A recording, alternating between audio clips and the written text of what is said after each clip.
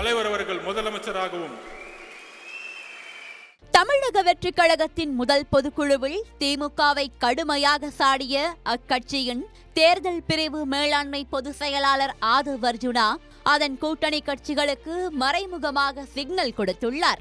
அதாவது முதலில் திமுகவை சாடி பேசிய அவர் பிறகு அதிமுகவின் வரலாற்றை எடுத்துரைத்தார். திமுகவில் இருந்த காலத்தில் எதையும் செயல்படுத்த முடியவில்லை என்பதால் தான் எம்ஜிஆர் தனியாக பிரிந்து வந்து கட்சியை தொடங்கி அண்ணாவின் சிந்தனைகளை செயல்படுத்தினார் என்று ஆதவ் அர்ஜுனா தெரிவித்தார்.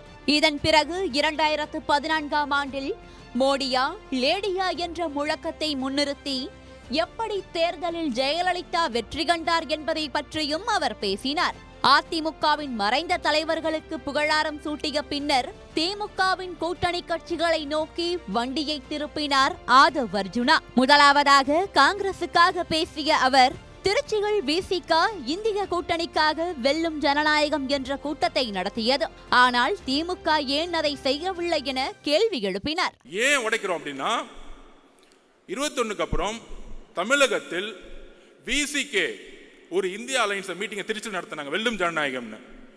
ஏன் திமுக தலைமையில இந்தியாவோட அலைன்ஸ் மீட்டிங்கை தைரியமா பிஜேபிக்கு எதிராக நீங்க நடத்தல? பதில் சொல்லுங்க. இன்னைக்கு இதன் பிறகு மதிமுக ஒடுக்கப்படுவதாக பேசிய அவர் வைகோவின் மகன் துரை வைகோ சொந்த கட்சியின் சின்னத்தில் போட்டியிடுவதற்காக திமுகவோடு போராடினார் என பேசினார். திரு வைகோ அவர்களை எப்படி காலி பண்ணாங்க தெரியுமா?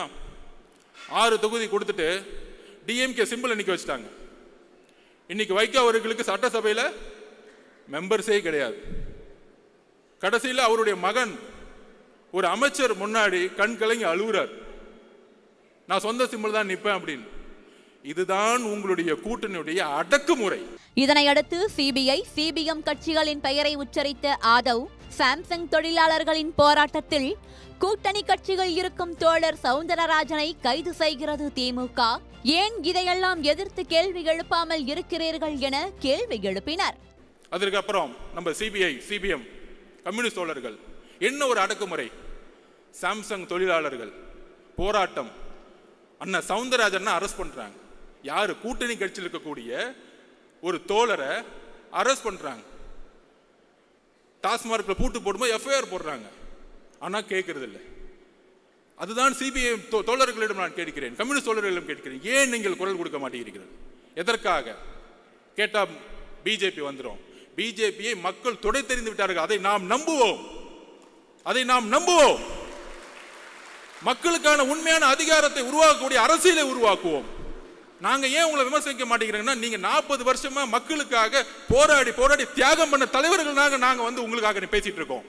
இதன் பிறகு மனிதநேய மக்கள் கட்சி குறித்து பேசிய அவர் கைது செய்யப்பட்ட கோவை முஸ்லிம்கள் விடுவிக்கப்படுவார்கள் என தேர்தலுக்கு முன்பு ஒரு பேச்சும் பிறகு அவர்களை விடுவித்தால் சமூக நல்லிணக்கத்திற்கு பிரச்சனை ஏற்படும் என தேர்தலுக்கு பிறகு ஒரு பேச்சும் பேசுவார்கள். ஆளும் கட்சியின் இந்த நடிப்பை நாம் தான் கேள்வி கேட்க வேண்டும் என விளாசினார்.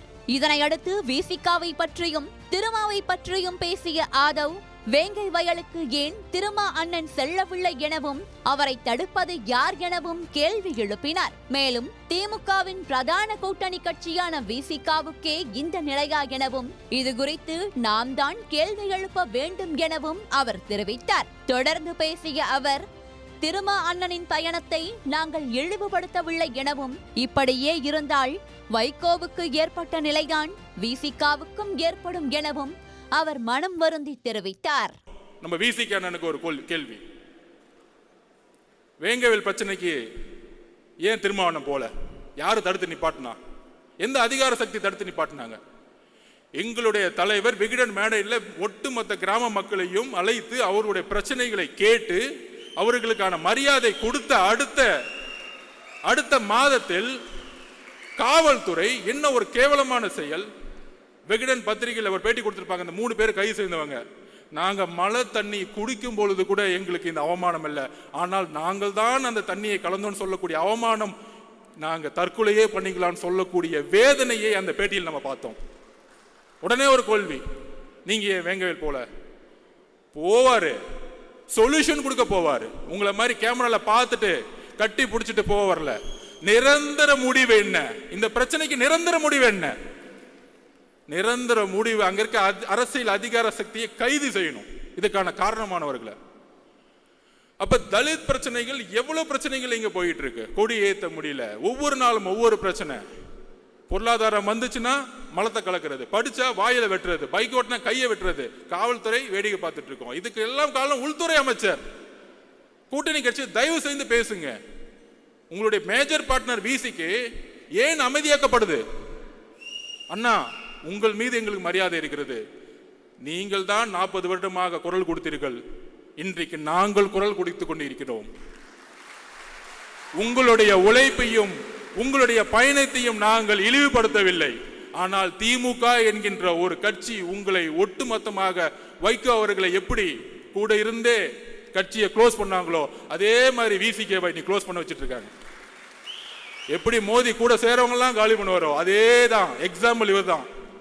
இதனையடுத்து 200 தொகுதிகளை வென்று விடுவோம் என்று கூறும் திமுகவிற்கு பதிலடி கொடுத்த அவர், மக்கள் பிரச்சனைகளை பேசாத எந்த கூட்டணியும் எப்படி தோற்கும் என்பதற்கு சிறந்த உதாரணம் 2011ஆம் ஆண்டு தேர்தல்தான் என குறிப்பிட்டார். அந்த தேர்தலில் திமுக 200 தொகுதிகளில் ஜெயித்துவிடும் என கூறியது. ஆனால் வெறும் 2 மாதங்கள் தான் ஜெயலலிதா பிரச்சாரம் மேற்கொண்டார். அந்த தேர்தலில் திமுக தோல்வியை சந்தித்தது என்ற வரலாற்றை சுட்டிக்காட்டினார். இறுதியாக 2026இல் தமிழக வெற்றி கழகம் மக்கள் பேராதரவுடன் ஆட்சி அமைக்கும் எனவும் தங்களோடு இணையும் கட்சிகளுக்கு சரிசமமாக அதிகாரத்தில் பங்கு கொடுக்கப்படும் எனவும் குறிப்பிட்டார்.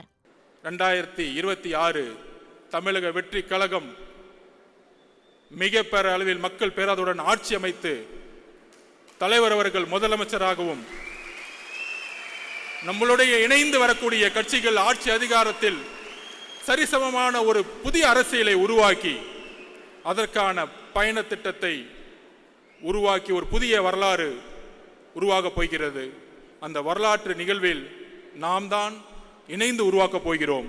இங்க இருக்கக்கூடிய ஒவ்வொரு தோழர்களும் தோழிகளும் இணைந்து அந்த வரலாற்றை உருவாக்குவோம். திமுகவின் பிரதான கூட்டணி கட்சிகளை சேர்த்து ஆதவாற்றிய இந்த பேச்சு அரசியல் வட்டாரத்தில் பேசுபொருளாகி உள்ளது.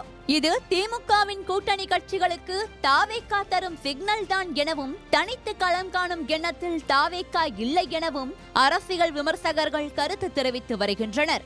இந்நிலையில் 2026ஆம் ஆண்டு சட்டமன்ற தேர்தலில் தாவேகா கூட்டணி அமைக்குமா அல்லது தனித்து போட்டியிடுமா என்பதை பொறுத்திருந்துதான் பார்க்க வேண்டும்.